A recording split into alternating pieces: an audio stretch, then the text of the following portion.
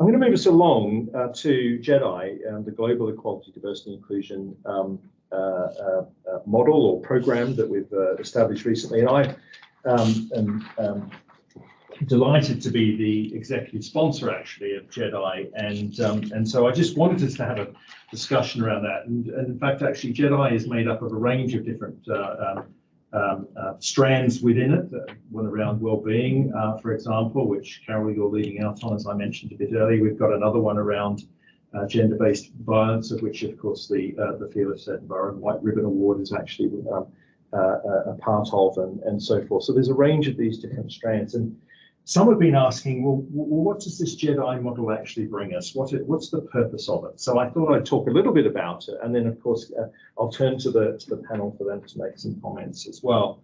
But for me as the executive sponsor, I see really the key primary purpose of GEDI is to bring that focus to the various bits of work that we need to do, the bodies of work that we need to do in order to actually embed EDI within our ways of working as an organization, for it to be mainstreamed as a language that, or a word that's used, for it to become just business as usual, so that we're not thinking about it as something special. It is just the way that we actually operate. And we've heard, I think, earlier already today about how certain things don't happen because we haven't thought about them in the past, you know, pronouns. I mean, in a sense, of course, pronoun is a relatively simple concept, but wow, how difficult is it to actually get this to be taken up? Really difficult. It's just one example of many examples of where it is quite challenging actually to get these things mainstream. So it's about bringing that unrelenting focus to progress these things in a way that I think as an organization we've not done so much in the past. Now, that's not to say we've not been trying and doing a lot of things. And in fact, we have heard earlier on about how much is going on that seems to be below the surface, that we're not raising that up. So that's another really important part of the GEDI program, is to raise up all of this great work that we're doing, to celebrate that, okay, to take heart from that, because of course, if you feel like you're doing things and nothing's changing, there's nothing more disheartening, I think. So it is really important, I think, to raise that up. And through that, of course, we can get the energy to continue to strive to mainstream EDI within the organization globally, or GEDI, as we are calling it. Okay, so that's really the purpose, but maybe it's worthwhile just reflecting a little bit, or getting some reflections from around the room on GEDI. And Carol, I seem to be turning to you a lot in this panel, and forgive me, but of course we just had a conversation the other day around the well-being strand of GEDI, which of course has a range of different elements to it. But anyway, over to you, Carol, to make a few comments. Well, thank you for that, because you know how excited I am that wellbeing has a home and that it's been welcomed into GEDI. And I think it makes perfect sense. You're talking about how we should be embedding our equality, diversity, inclusion agenda within our whole community. And I feel very strongly that, you know, wellbeing goes hand in hand with that.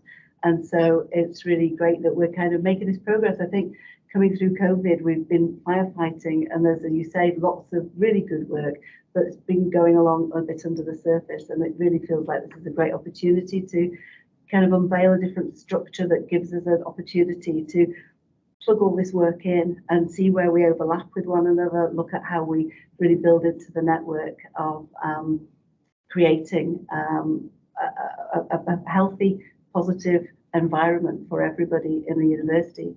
And so there will be key strands within that covers staff, students, and the wider community, that helps us to look at how we work in partnership with some external agencies. You've talked about White Ribbon from the gender-based violence point of view. We've got lots of really constructive things already in place, but so much work to do in terms of then raising that awareness, perhaps more staff training, and just looking at helping people feel confident. I think we're all coming out of this time where we've been working away in our bedrooms, our spare rooms, wherever we've been, and actually having opportunity to just meet with one another and really engage in a different way to go forward and build on all of these things. So yeah, we've got some really good, strong themes. We're looking at how we overlap with our academic colleagues, with the student union, sports union. There's so many partnerships already in place. And I think that we're now looking at how GEDI gives us a proper home to develop a plan, develop our priorities, and move forward And so, yes, lots of things coming to the fore with that, including, as you said, the gender-based violence work, suicide prevention policy, looking at pronouns, looking at our attachment to NUS and the healthy forum stuff that we do there. So lots going on. Good. Thanks very much, Carol. And the other day I was chairing the SWAN program board, and one of the things that emerged from that was that there was a feeling within the schools we needed to probably prioritise more resource to deliver on the theme SWAN, which is about addressing the imbalance in gender imbalance within particularly STEM, although it has actually now been extended across all academic disciplines. And interestingly, in some disciplines, of course, there is a underrepresentation of men. And so the important thing is actually to get that gender balance. Colleagues are actually able to tap into me as a member of the executive, and I will be having conversations now with the schools around that. And Paul, of course, there's many pressures on schools and to deliver not just the academic side of things, but other side of things. Do you want to talk a little bit about what is going on in the Athena Swan space, for example, within EPS? Yeah, certainly. So I'm from engineering and physical sciences. So engineering, physics, traditionally very, very gender unbalanced subjects, and also cultural as well. And challenges that we've been facing for a number of years in these fields for a long time, and little progress in many ways if you look at the rather horrendous statistics in this space. Unfortunately, but we have to recognize it, and that's a key point. We have to recognize that, we have to be discussing it, and we have to be very open to it.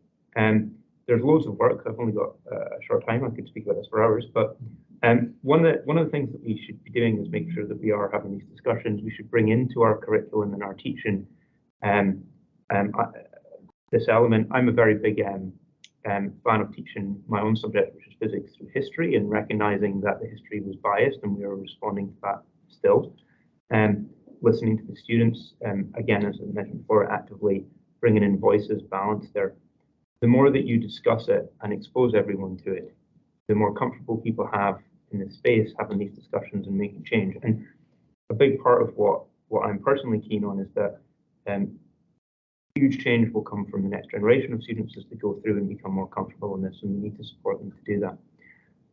In addition to that, there is a huge amount of activity going on in bringing this into not just our teaching space, but our research space, our practice there, how we engage with colleagues nationally and internationally, recognizing the global aspect hugely.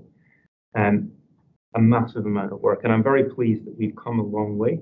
And one of the things that I think we should all recognize is that it's a pathway that will never be complete, and we shouldn't be aiming for that. We should aim to continue having these discussions as we evolve in that space.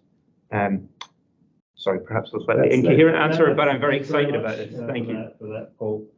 Georgia, did you want to make some comments as well before we wrap up on this particular question? Yeah, absolutely. I think just on what Paul was saying, like a really great example of the kind of thing we were just talking about was one of the International Women's Day events that we actually had in this room.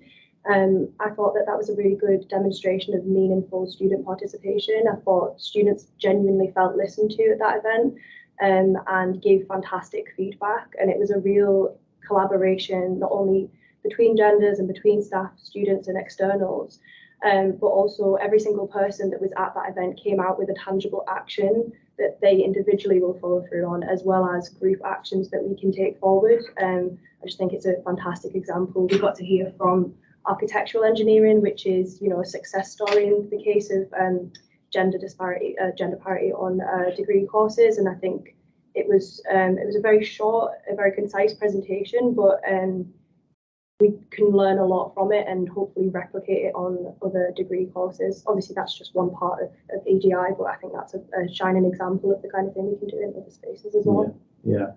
Good, and I think that emphasises a really important thing here, is that we're all working together to actually take on these challenges and realise the opportunities that overcoming them actually presents. So that is another very important part of GEDI, is that it is bringing together all the relevant people across the institution, students and staff, as well as actually external people to try and make the university a much more inclusive place, a diverse place, a more equitable world